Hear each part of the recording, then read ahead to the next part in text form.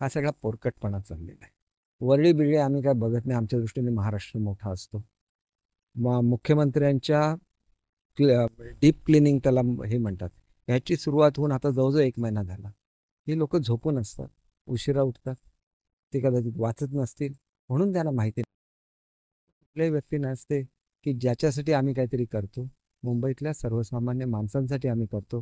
मुंबई आंतरराष्ट्रीय शहर आहे. काय परिस्थिती झाली आहे बघा. आज कानाकोपऱ्यामध्ये स्वच्छता व्हायला लागली. मुंबईमध्ये चांगले सुशोभीकरण व्हायला लागलं. कुठेतरी मुंबई बदलायला लागली.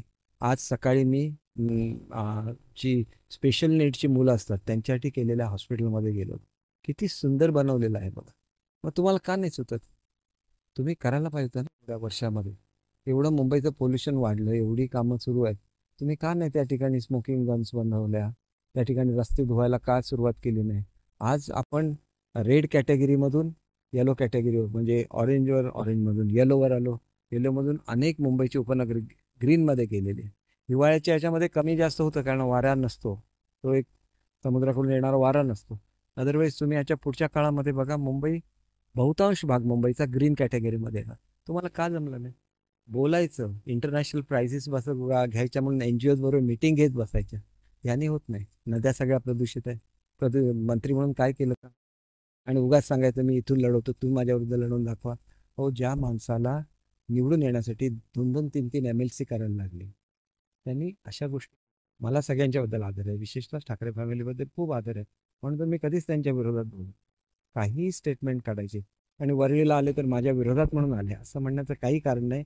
वरळीला जवळजवळ आम्ही महिना दीड महिन्यानंतर आलो. मुंबईच्या प्रत्येक भागामध्ये आम्ही गेलेलो. हे विसरता येणार नाही. मुंबई संपूर्ण स्वच्छ होणार. चांगली चांगली टॉयलेट्स आम्ही 2-2 कोटीची अशी 30 टॉयलेट्स बांधतोय मुंबईमध्ये. की टॉयलेट्स असं पाहिजे, बघण्यासारखं पाहिजे. प्रत्येक गोष्ट करतोय. तुम्हाला कधी महालक्ष्मीची आठवण झाली नाही, कधी तुम्हाला मुंबादेवीची आठवण झाली नाही, कधी तुम्हाला सिद्धिविनायकची आठवण झाली नाही, कधी तुम्हाला हाजी अलीची आठवण झाली नाही. मुंबईची सगळी बाणगंगा तलावाची आठवण नाही झाली. मुंबईची सगळी वैशिष्ट्य आहेत ना. कोळी लोकांची काय आठवण केली? कोळी लोकांची आज परिस्थिती बदलते आहेत. कोळीवाडे पर्यटनाची स्थळं बनण्यासाठी त्यांचं मेकओव्हर चाललेलं आहे.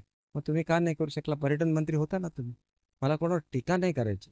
परंतु कोळी जेवण जेवण्यासाठी रोज पर्यटकाने कोळीवाड्यामध्ये आले पाहिजे.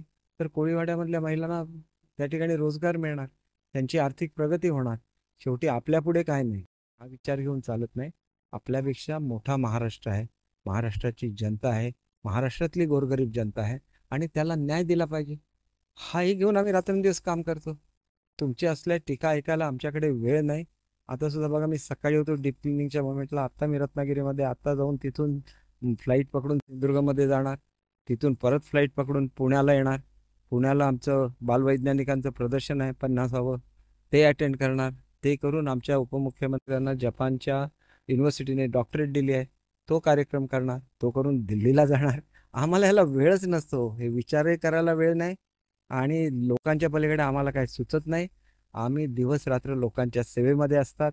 त्यांच्याकडे सोशल मीडिया आहे, त्याच्यावर वाटेल तसे बोलत असतात, खोटं सांगत असतात. शेवटी एक लक्षात ठेवा, गोबेल्सला जग जिंकता आलं नाही.